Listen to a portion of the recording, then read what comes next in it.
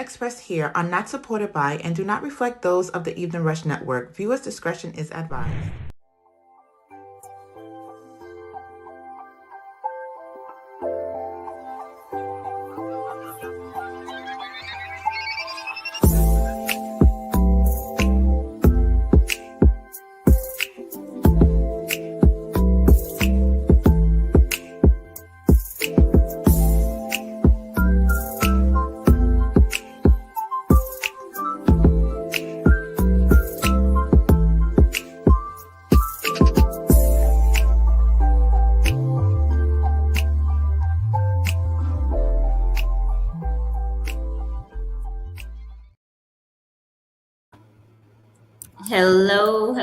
Hello. Welcome to the Evening Rush Show. It's a rainbow, TK, and we have a special guest, David Hopper. I sent you the link in your Facebook, David. I got it. Okay. Thank you. Okay. How was everyone's week so far? Mine was well. Extremely busy, but it's going well. It's only halfway through, so Yeah, it's hump day. That's what they say. I mean, but once you get over today, it usually goes pretty quickly. Thursday and Friday don't take that long. Monday and Tuesday, baby, it's a bit much. this is true. DK, how's your week been so far? Not too bad. We've been getting some much needed rain here, so that's been not too bad. Besides me about having to swim to work because it was so much rain the other morning, but otherwise it's going good. 4-day work week because we was off on Monday, so yeah. Some people were off on Monday. I worked on Monday. Oh, my bad. But guess what? So y'all know I work 7 days a week. But yes. But Tuesday I didn't have any appointments, so I didn't have to go to work. So I didn't have Monday off, but I did have Tuesday off. See, it balanced out. That's good. That's good. But going forward, I will have every Monday off. Thank you, Jesus. Thank you, Jesus. Because Mondays are horrible. I don't know what it is. I don't know what it is about Mondays. You like, okay, it's Sunday. I even work on Sundays and I hate Mondays. It's like it doesn't matter what day of the week it is. Monday is a Monday. Like Saturday and Sunday is much easier for me to like get to work because there's no traffic. Everybody's at home, whatever. Monday morning, baby, the highway out here in Georgia. One morning it took me 2 hours to get to work because there was one little car accident. It wasn't even like a pileup. It was just two cars on the side of the road and boop. And it took me an extra hour to get to work. I said, I can't do this no more. Count me out. Mondays, I can't do it no more. I said, I will not be coming to work on Mondays no more. So Mondays, I'm off now. Maybe I'll feel energized and whatever. How you feel about Mondays? Me? I hate Mondays. Mondays is not a good day for me. I can function on Mondays, but I don't like doing events and coordinating stuff, things on Monday. We just had to facilitate some workshops last month. 2 of those was on Monday. So my supervisor, you better not never ever do a workshop on a Monday. I'll call out on purpose. First of all, people, you might be able to function, but I don't feel like people have fully gotten into work mode on Monday. Monday is that day where everybody is just dragging. If you're going to do a workshop, you got to do that about Tuesday afternoon, Wednesday. You can't be expecting people to be thinking on Monday. They just got to do the job that they do every day. So it's just like muscle memory. Their body just automatically does it. But if it's something you got to physically think to do, Monday ain't the day for it. It ain't. Definitely not. I'm still He's processing. just coming off the weekend. Yeah, he's coming off the weekend. Like you call people Monday, like, "Hey, I'm hoping to see you this afternoon." They be like, "For what?" Like, "Oh yeah, no, I'm not making it." Like, Definitely. You are absolutely right. If you have something and somebody, no, they're not making it on Monday afternoon. They just want to go home and get into bed. After being at work, you want me to do something else on Monday? Mm-mm. Count me out. Definitely Count me all the way out. not. Yeah, it's a struggle just to go to work. So doing It's a anything struggle to get extra, up in the morning on Monday. yeah, that's a no. I ain't gonna be able to do that. Definitely. All right. So everyone's week has been an eventful. Well, yeah, I didn't really do anything, and we didn't really do much. Um, so we're gonna get into who is David Hopper. um, David Hopper is first and foremost a God-fearing man, husband, father, um, and then from there you talk about titles.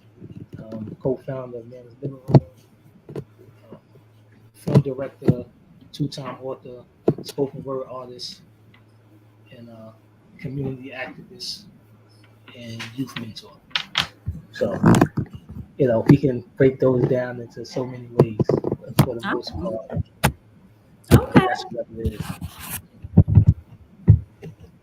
All right. So you hold quite a few hats there.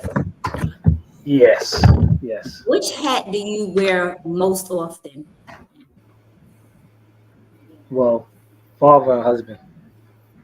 Everything else comes after that.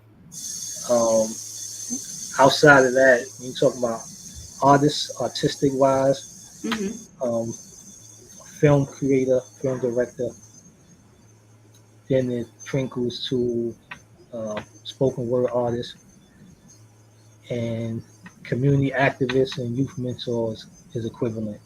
But all of those things, believe it or not, actually intertwine. So they're all connected. So it makes sense. They're different titles, different buckets, but they're all the water. The same stream flows through and drops in different buckets. Mm.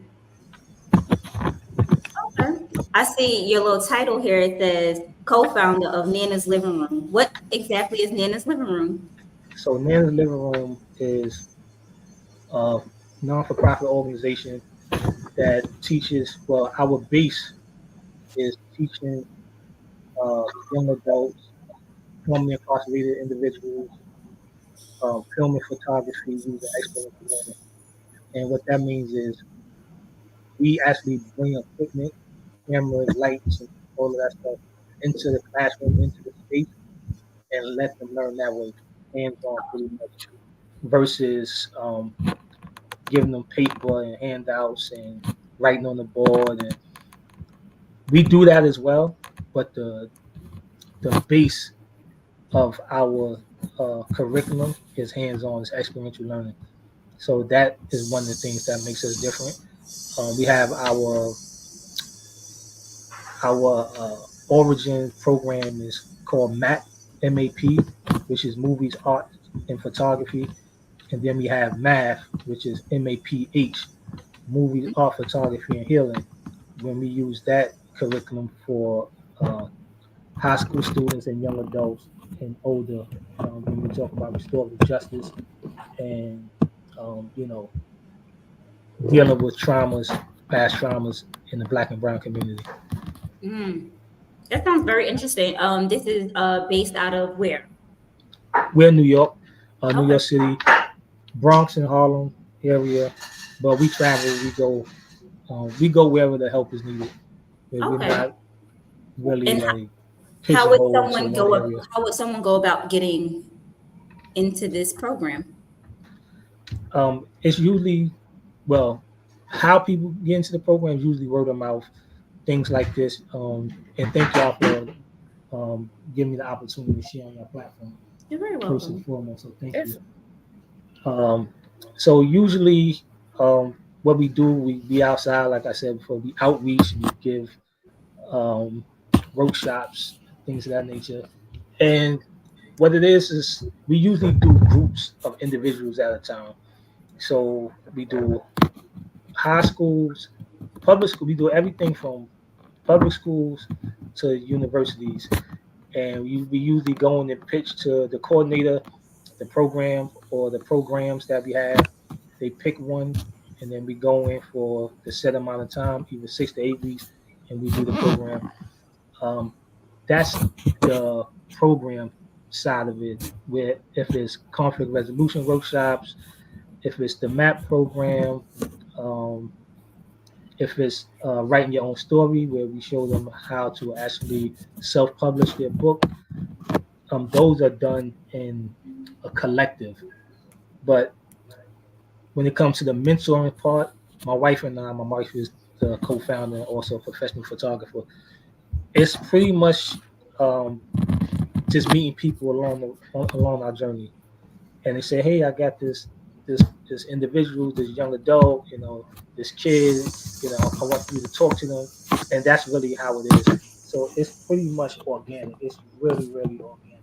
And at this moment, we don't have a specific location, even though we was gifted 2 locations, one in Harlem. Um, Neighborhood Benches is another organization. They have a space up in Harlem. They they let us use their space, as well as just recently we in talks with New York City NYCHA, a development overgrounds. They actually offered us their space as well. Okay. So Nice. that's pretty much um, our spaces and how we get involved in the community. All right. That's So awesome. that So I see um, you have a project, Prison to Prosperity. Tell us about that. Yeah, Prison of Prosperity is a feature-length documentary. Um, it focuses on 4 subjects. Me being the last subject, in actuality, I didn't really want to be a part of the film because really about giving the light to others. Only why I was actually in the documentary because we need to stretch it to make it a feature length. So outside that, I wouldn't even been on it. Okay. But it's 4 individuals that was incarcerated, did prison time, and came home and completely did a 180. They're all pillars of their communities, either mentors or business owners that's striving, and they all give back to the community. And it came about just really me talking smack when I first came home from prison. For those that's listening and watching, I did 7 years in prison for assault with a weapon. And when I came home, my mindset was totally different. But my brother came to pick me up, and cell phones with cameras really was just popular. So I was just talking to the camera, like, "Oh, watch this ride, prison of prosperity. I'm about to do it. They can't keep me down." Just motivational speak more for myself and to document my steps from the time I come home and to the present. But as I went on with it, and it started snowballing into an actual project, I realized there's so many others that came home and doing the right thing. And it started to feel selfish if I was just focusing on me. So at that moment is when I started reaching out to people in my circle and, word of mouth, asking, "Do you know somebody that was in prison that changed their life? Do they want to tell their story?" And then just snowball from there. And it got to where now it's a full documentary. We're in distribution talks to get it on Amazon and Peacock. So fingers crossed, big prayers up. Hopefully by the end of the year we'll know something. how long did it Fingers take? crossed. Love that. Definitely. How long did it take to make this documentary? That's a 2-part question answer. Because like I said, the idea came when I first was released. I was released 12 years ago. Okay. I had it actually got created. It actually got created twice. So Okay. the first part of it, I had um, four individuals. I had three individuals and two professors, and the footage got lost. Mm. Yeah, I moved. It was a lot of personal things happening, so the footage was lost. So I didn't have none of the footage. So I went and started doing interviews, like short YouTube interviews, and it was called Prisoner Prosperity in a Moment with D Hop. So between those two, I was just putting those out on YouTube. Mm. Then they had public access shows where I was putting them out on there. And in fact, I did that for like 3 or 4 years. And then last year, one of the gentlemen that's on the documentary named J.L. Smith, he got a deal. He got a distribution deal through Amazon. And he said, listen, I can bring you in. You could sign under me with the documentary, with a film, but I didn't have a film done that was long enough for the requirements. So I said, listen, will they take a documentary? He said, yeah. So he said, listen, bring me on as a producer. We could pretty much walk it in. So that's how the second part, which what people are seeing now, happened.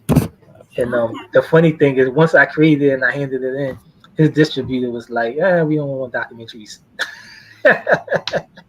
Oh wow. So it was a blessing though, because it actually made me go through and create, and redo it and package it as it is now. So it's actually Mm. doing well. It's in the film festivals. We did a couple of screenings in some universities across the city. We got great feedback, and like I said, now we're in distribution talks for Amazon and Peacock with another distributor. So it's all in God's time. So Absolutely. Timing is everything. I'm like my dog. She sounded like she was coming this way. I can't afford for her to be over here. Um, I had something else. What? When did you start your filmmaking process? for that film No, just in general, in as a whole. general, Yeah. oh, I've been making films and creating since I was probably 14. Mm. Um, yeah, I'd say 14. My mother was a freelance photographer and entrepreneur artist. And this is before I say entrepreneur now because that's what she was. But back in them days, I just knew You my didn't know what mom that didn't have a was. job. Yeah, she was a hustler, right? Like my mom, I knew my mom had like two jobs in her life, and Look, everything else was you ain't all got to work for nobody to make money. all business. Yeah, so um, we always was around art and Mm. photos and videos and stuff. And my younger cousin actually, my aunt brought my younger cousin a video camera when he was like 9, because I'm like 5 years older than him. Wow, that's And something. She bought him a camcorder at 9. my cousin is definitely spoiled growing up. Yeah. Um, so it wasn't like a big camcorder, but it was like a toy, but it worked. It did Mm. what it's supposed to do. But he wasn't into it, so Mm. I always had it, and I started making little clips and little videos and stuff. So that's really when my my journey began. And once I turned about 16, I had a video camera, small video camera, and then it just ballooned from there. I went to Job Corps. Everything I did was art, Mm. either drawing, video, or writing. So I always, even my writing was stories. So it was just a matter of turning the stories, transitioning the stories into actual video or film. So yeah, since I was like 16, I would say officially, um, as an adult professionally, uh, it would be 23, 21. 22, I had my son. Yeah, about 23 was the first time I did like an actual smash up music video for somebody, and I got paid for it. And then from there it was um, public access shows. We had one of the hottest public access shows in the city, and then I had one in Manhattan, one in Westchester County, and then we did the Bronx network as well. So all through there, through them years, was just trial and error and trying to figure it out. All right. So That's you good also stuff. said spoken word is also another one of your hats. Tell us a little bit about your poetry. My poetry is unorthodox and very much. And I know I probably get some pushback from people, but for me, I'm not a traditional spoken word Mm. artist or poet when it comes to the cadence. Like, you know, the red and the blue and the, I don't, that's not my thing. Like, it's cool. Like, people go to school for that and, they learn the cadence. Mm. But for me, it's like, I'm going to ask this question to y'all, right? If every rapper, R&B, whatever your type of music is, your favorite music, if every time a song came on, it had the same cadence and flow. You get tired of it. Exactly. Yeah. Yeah. So that's how I feel about the traditional poetry and spoken word. Like, I'm not here for it. And that's one. And then secondly, once I really grew into myself and like understood who I am and what I do, I'm like, okay, I'm tone deaf. I'm always half a beat off. So you know what? This is who I am. This is what it is. So I'm not gonna kill myself to fit in the box. I don't belong in the box. Right. So that is the base of my spoken word artistry. And all of my pieces, for the most part, deals with um, pain, either firsthand or country trauma, Mm. meaning like us versus America, us meaning black people, right? Black Mm-hmm. and brown people versus America. Um, Personal pain. Like I did it. I just did my last piece is called Champion, and that's pretty much a whole biography of my life since I was 14 up until my last birthday. Very powerful. We got music behind it. Then I have one that's called Don't Listen. Don't Just Listen, where I ask, what would you do? It's a call to action, basically. Like, what would you do, right, if we didn't have police?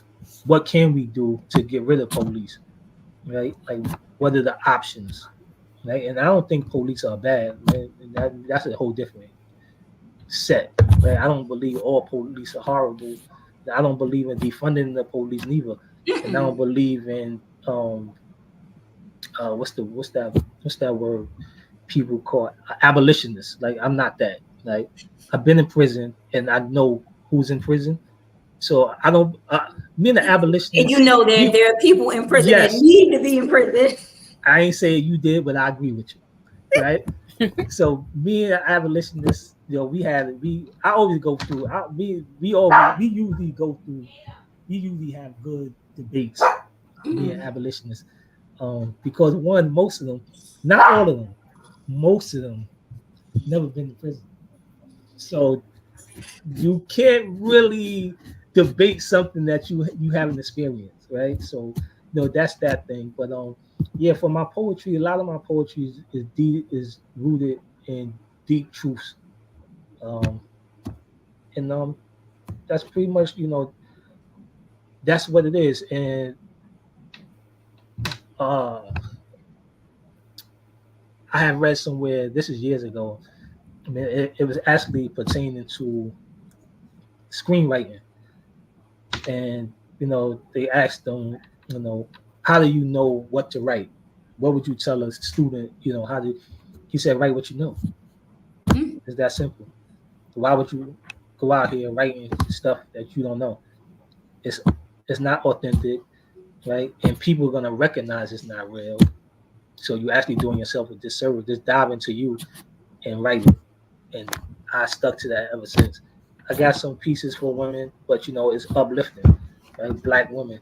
I was raised by 3 generations of Black women pain, right? So my pieces are back about women are uplifting, right? So that's pretty much where my poetry lands at, you know. And I understand poetry is like everything. It's like coffee and tea, right? It's not for everybody. Some people gonna like coffee, some people gonna like tea. And I'm cool with that. I'm coffee, it's cool. And I'm black coffee. So, whatever. Coffee. That's right. Yeah, I mean, with anything That's that awesome. you do, and So I know we have to take a break when we have to do our break. yeah, 30-minute mark. We can take our break now. Yes. All right. Okay, so I also have, while we're going on break, David, I wanted to know when we come back, can we hear one of your pieces? Sure. Why are you in my head, TK? Why are you in my head? He's here. All right, we're going to take a short commercial break and we'll be back with poetry by David Harper. Hey, what's up, you guys? It's your girl, Chrissy, here to let you know that the Evening Rush Network now has an app. Yes, an app, you guys. So you can stay connected on the go and watch all your favorite podcast shows. You can download the app at Google Play Store or Apple iTunes. So spread the word. Tell a friend to tell a friend. Also, if you're looking to start a podcast and really don't know how, well, hit us up at the Evening Rush Network at gmail.com and inquire about time slots, pricings, and everything you may need to get started. We got you. Join the winning team, the Evening Rush Network. And also, download that app. What are you waiting for? Get to it. WLEO 26.7 online radio. Worldwide listening, entertainment online. Find us on social media on Facebook at WLEO 26.7 online radio.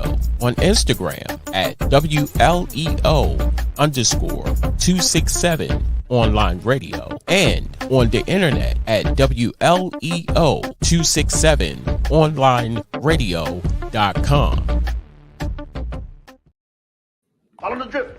Are you one that likes to stand out amongst the rest? Well, check out Painted Drip by The Joker.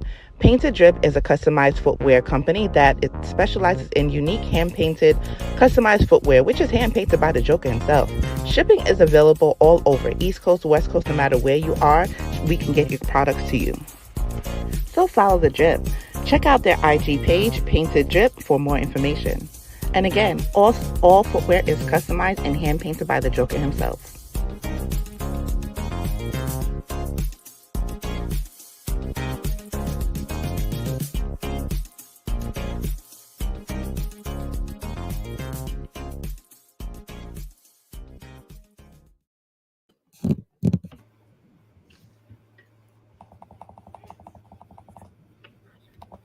And we're back. But I'm about to say I'm the only one here. I tried to disappear. No, never. All right. So, David, what do you have for us? Since I spoke about it, I'm gonna do the piece "Don't Just Listen." So I just get right into it. You have the right to remain silent. Anything they say can and will be used against us. The Miranda. You see, once it's stated, we damn sure about to stay at least one night home or one night out, away from our loved ones, aunties and cousins. Them boys in blue, oath reads, they shall protect and serve the black and brown, mothers, brothers, daughters, sons, and fathers that have been taken away. 1.2 million incarcerated, shaking the gates. Now free, back in the land. expecting respect and courtesy. Instead, we get neglected, and this is hurting me. 911, mental illness calls should be met with empathy. Police cruisers used as Ubers, picking up and transporting young boys to the hospital instead of backbiting bullets, chopping them down, stunting their growth to become whatever their heart desires. Including everything, excluding nothing. I'm here to encourage the young kings and queens. The mind is the biggest muscle. The struggle is the biggest hustle.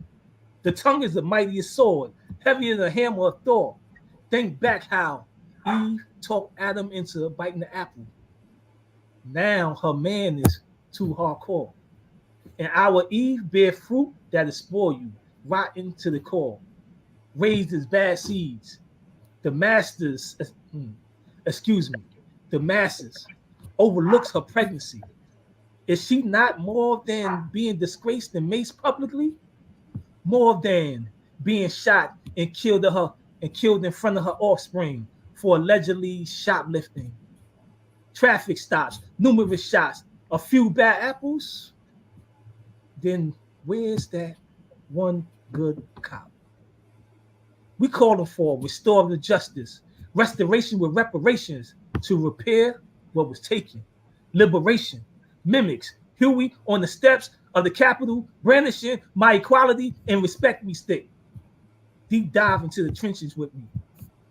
Fight for the ones who came before us and those after us. Went from back of the bus to driving the bus. Ava DuVernay painted a beautiful picture of when they see us.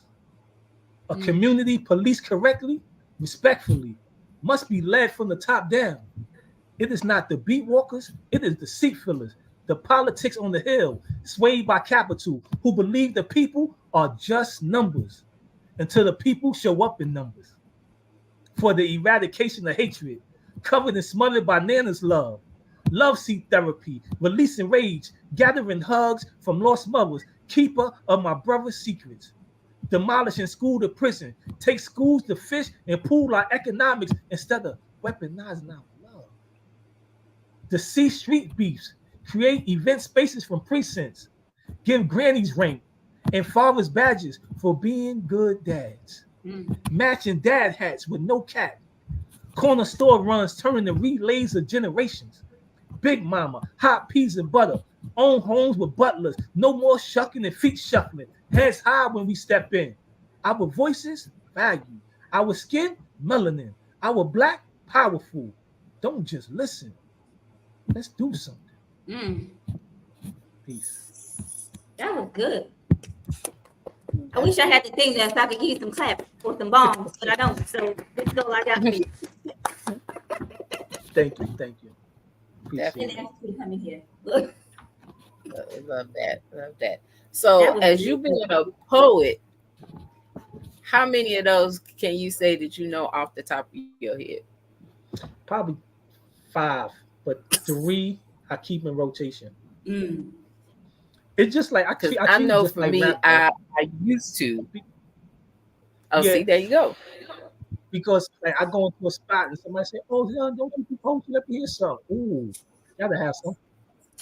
You gotta have some. You got to. You can't just be in your phone and reading and they be like, "How you know that you wrote that?" You don't even know your own work. Right. So, and to be truthful, like be transparent. In the summertime, I do a lot of film work, and that's really when we do a lot of the film and youth work. So I really like put poetry to the back burner. So actually now, like September 1st, 2nd, like this week, I'm actually doing my first show for the fall, October 11th, out in Harlem. So I'm actually prepping now. Tell the people. So by the time October 11th comes, I'll probably have about 10 pieces memorized. This is gonna be at the Elk Cafe. Is ALKE Cafe in Harlem. It's on I want to say 113th Street in Frederick and 7th Avenue, which is Adam Clayton Powell Boulevard. I could definitely give y'all the information and everything offline. because we literally just working on the flyers. So the flyers should be done within the week. Because we like to give a Yeah. month for promotion. So it definitely happening though, October 11th. Yeah, because I used to write, but trying to remember the stuff that I wrote at the Mac. Yeah, that just wasn't me. I'd have to pull it out on that. I don't have a great memory, y'all. Here goes my paper. Yeah. Once that and nerve kick in, I'm gonna go blank anyway. So yeah, here this book with all of them in there. That means you look, especially if you got a book, not just a piece of paper. I would probably just have a piece of paper.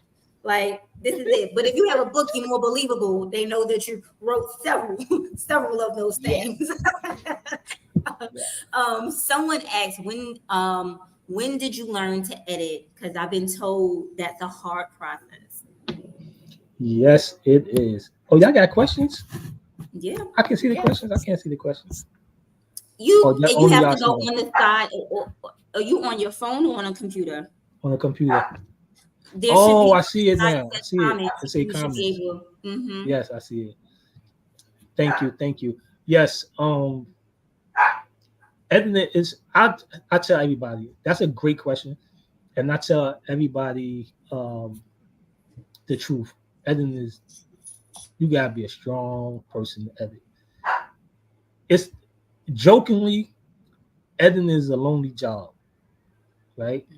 It is, because you're there by yourself. You're in what they call it, like you're in a vacuum. It's only you and your notes. Whatever the producer or the director sent you is you and the notes. That's it. You can call friends and you can yak on the phone, right? But you're the only person editing that project. It is hard. But it's a labor of love. It's one of those, if you love it, you love it. If you don't, you're not going to. It's nothing that you can get into like, oh, I'm gonna learn to love it. Editing, that's not it. That's for me. Because that's not, I thought, oh, I just edit and I'm gonna get to it. Like every time I sit at the computer, I hate it. Only thing I love about it is the finished product. I literally just reached out to one of the actors I had in the piece we did like 2 years ago. He just posted that he was on. He just got his degree in editing, and he's looking for work. Man, I reached out to him so fast. He said, "Listen." So I'm actually anything I got, you can edit. Yeah, I actually I'm sending him the film that we finished last maybe like 2 weeks ago. I already edited it. I laid it out already, but still need coloring. It still need audio, sound design, all that stuff. So I'm like, listen, can you work? He's like, yeah, just send it over. I said, say no more. And I'm really in a space mentally, right, to move away from all hands on, because it frees me up to do other things. And even I was just telling somebody, we had a conversation, and it wasn't about editing, but it was about creating and having your hand in everything. Right. As a person that's a videographer or whatever, creative. And Martin Scorsese is one of the greatest, especially in my opinion. And he said himself, I know how to do everything. Coming up, I learned everything. But I realized I wasn't great at everything. So why would I, one, put myself in a space not to be great? And also, you're taking enough space for somebody that is great at it. Absolutely. You 0 for 2. And I believe that. So I'm at a space now. That's where I'm at now, where I'm actually looking to outsource and looking to move away from hands-on everything. Like I don't have to control everything. Absolutely. I know how to do things, but I'm not great at it. Like even editing, I'm good at it because I studied it. I've been doing it. I'm good at it, but I'm not great because I seen things. I'm like, oh, that's nice. Damn, I wish I knew how to do that.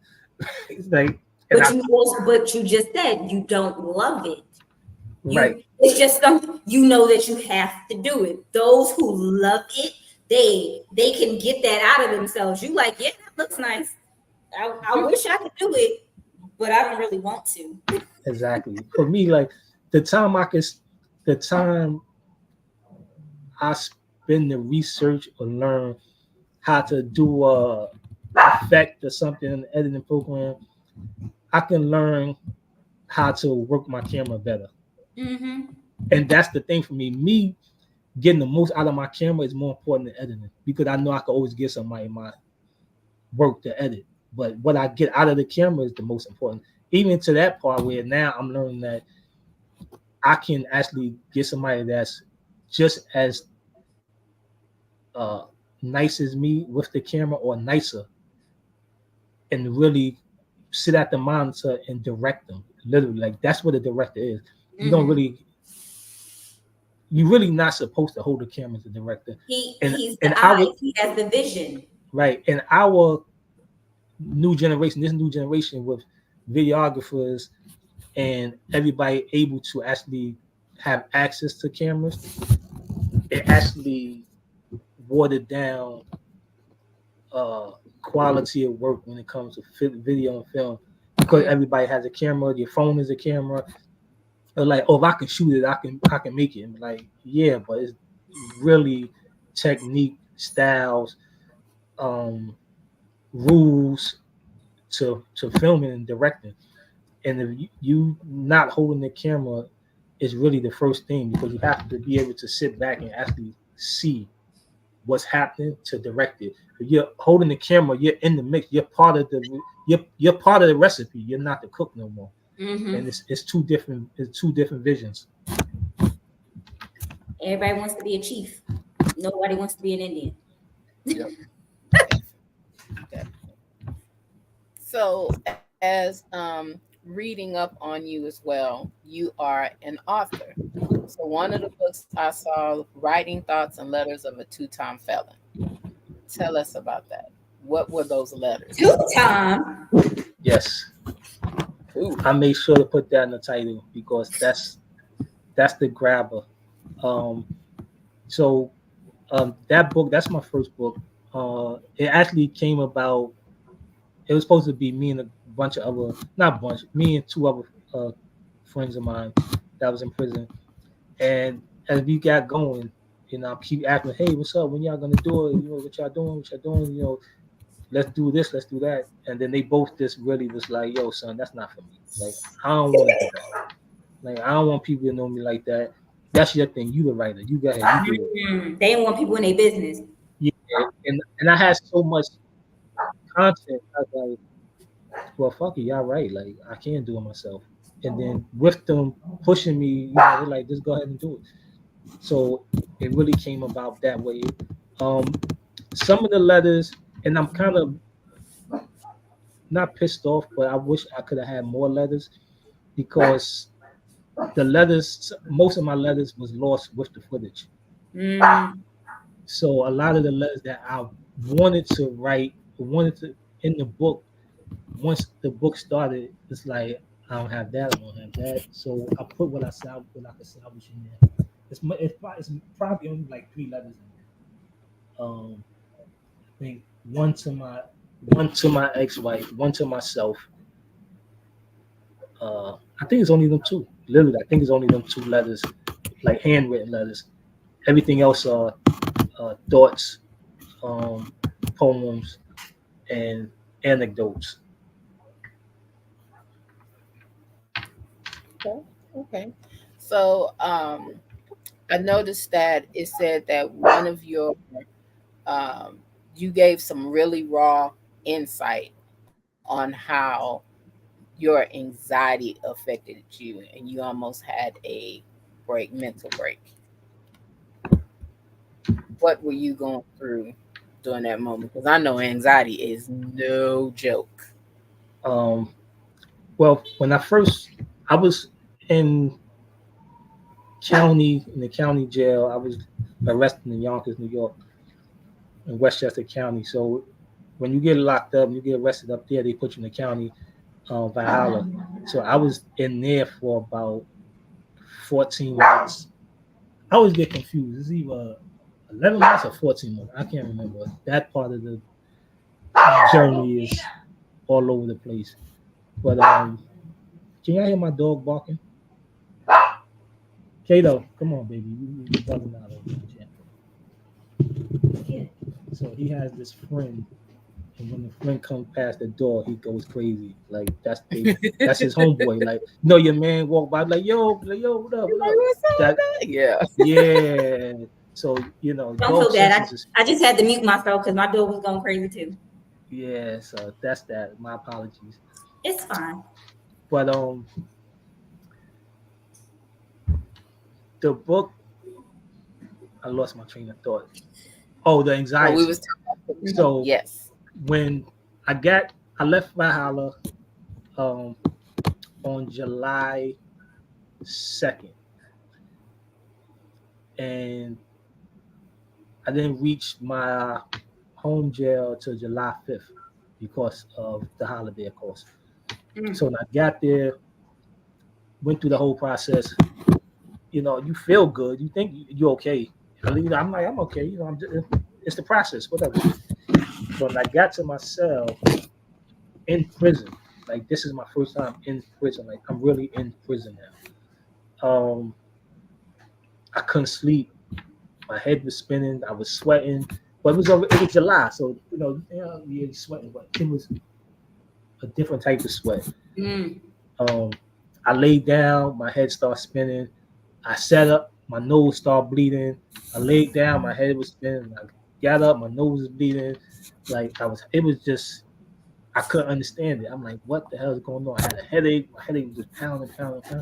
This went on all night. I didn't sleep. So the first thing in the morning, I go to I put a slip in and go to the doctor and to the infirmary. And they called me, and the lady says, the nurse says, she checked on my vitals and everything. They said, "Oh, you're okay. It's just anxiety. You'll be okay once you get used to it." I'm supposed to get used to this? Like used to being in prison? And I'm like, that was my first wake up. That's like my first woke moment in prison. I was like, did she just say it's gonna be okay when I get used to this? I'm like, no, I'm never gonna get used to this. And that, that part was the first part. Then I went to the box. That's a different part. Death, calling home and family members are dying or died. It really, I even say it in the book, you're surrounded by 1,000, 1,200 people and you still feel lonely. Like that is something you look up and you like, I'm really alone. Like it's no matter how many people here, like I'm really alone. And when that feeling hits, it hits like it hits big. And it's like, oh shit, like yeah, I'm here. And then for me, I had to figure myself. I had to figure a way out of that because once you think it, it's like it's a thought all the time now. So it's like everywhere I go, you could work out, you play basketball, but you still like, oh shit, I'm really alone. So it was a matter of, really being mentally strong. And it wasn't easy. And not just like me mentally strong, a lot of prayer. I was brought up in church. And I know for a fact my moms and my grandmoms, my nana was definitely holding me down. I had some angels. Because the things that happened to me in prison,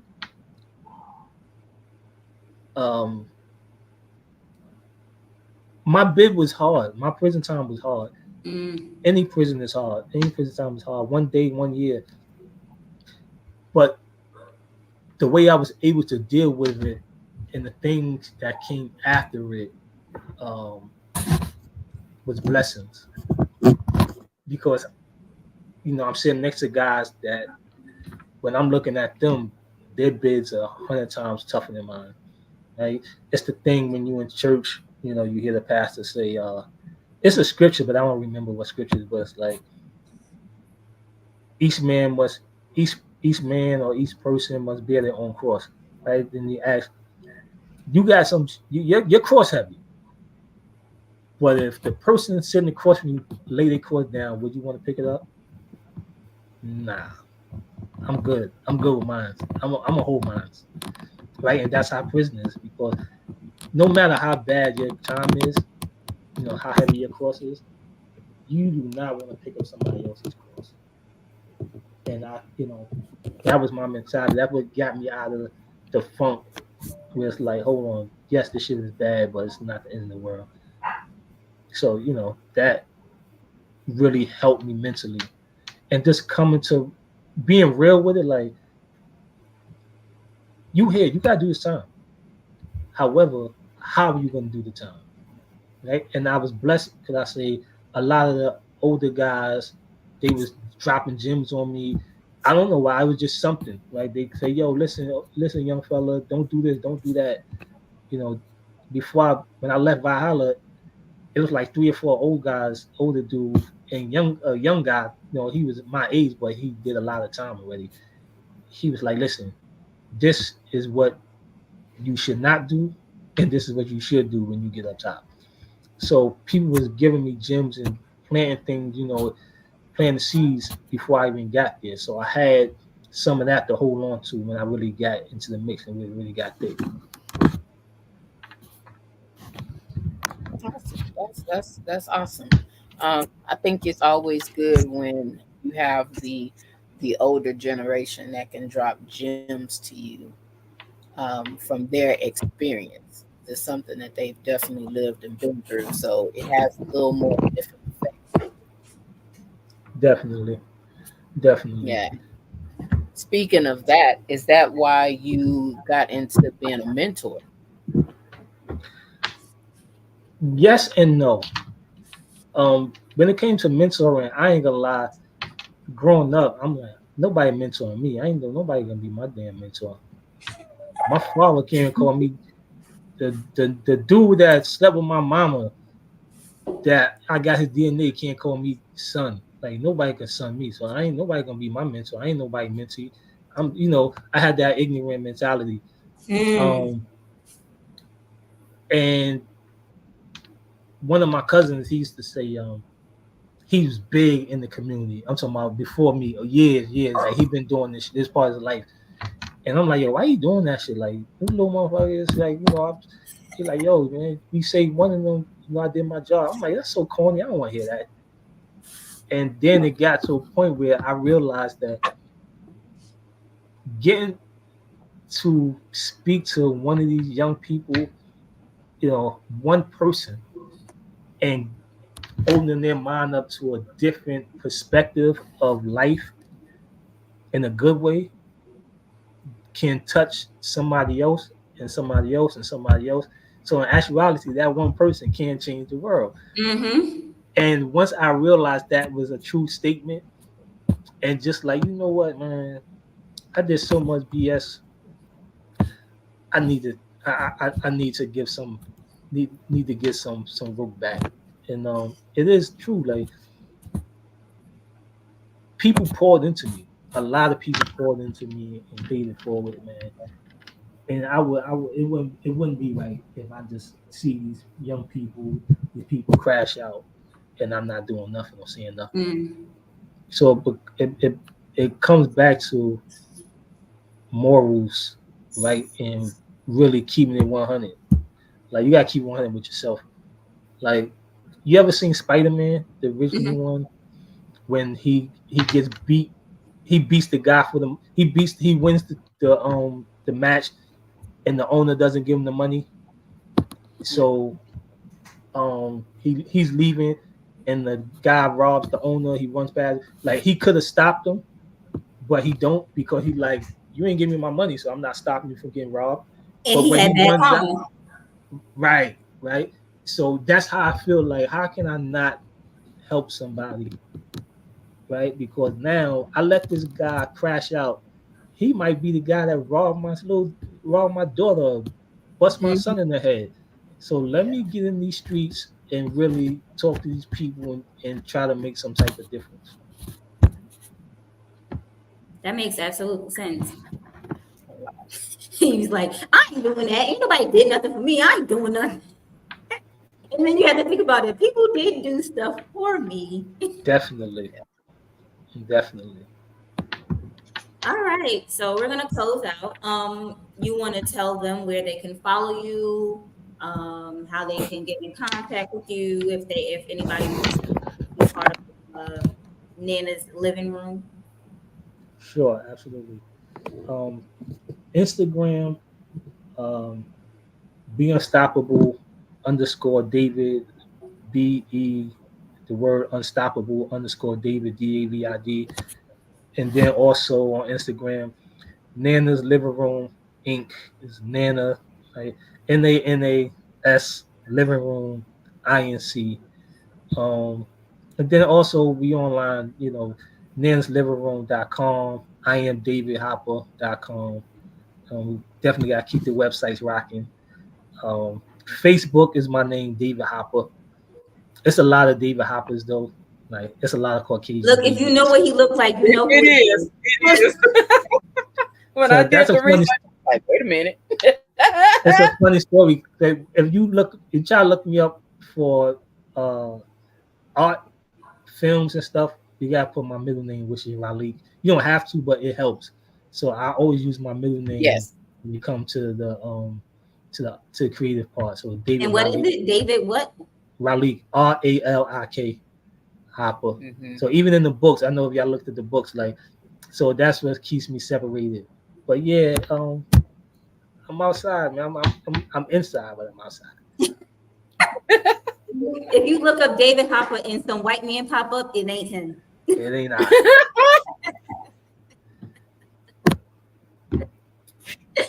That's All definitely right. yeah. This was actually a really, really good show. You have a lot of hats. And what they say, what they say that you need 7 streams of income, and you need to be out here in these streets, but inside, outside, but inside, to make sure that things happen.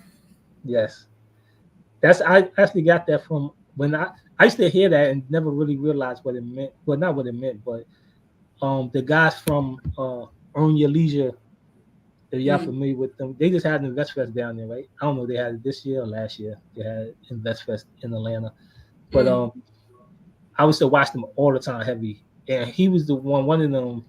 He was like, "Yeah, everybody talking about have 7 streams of income, da da da da, but the 7 streams supposed to be under one roof.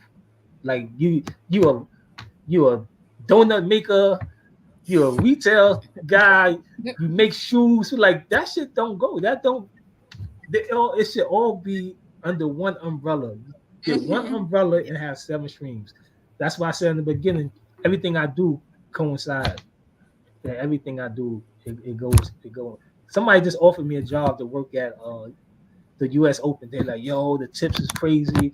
I'm like, "Bro, is that gonna help me I'd be like, become I a don't know if you mentor heard, or but COVID is outside. like I'm not sure where that lands in my life." He said, "Oh yeah, you're right. Like that doesn't, the money may be good, but that's not making me better as a person in my spirit. Like that doesn't coincide with. It's not aligned with my movements." Not just that is too outside for me. Like I want to be outside, but not outside like that. That is outside. Because that is catch COVID outside. Yeah, I'm good on that.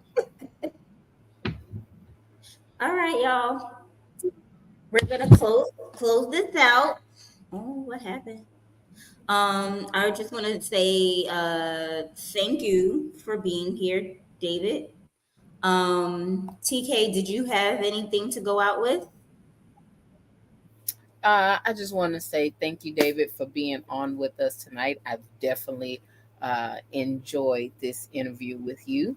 To everybody, thank you for watching and supporting. As always, we greatly appreciate, and be safe. And what do you have to say, Rainbow? I want to say thank you, David, for being on. because you got to thank your guests because they ain't got to be here. I want to thank you, TK, for being here because Dawn left us stranded. And I want to thank everybody that tuned in, watched. I want to thank anybody that commented. And I just want to say thank y'all. God bless and good night.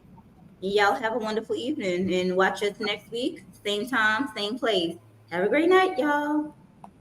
My nephew told me I'm a king and that crown fitted. You can catch me in $1,000 outfit.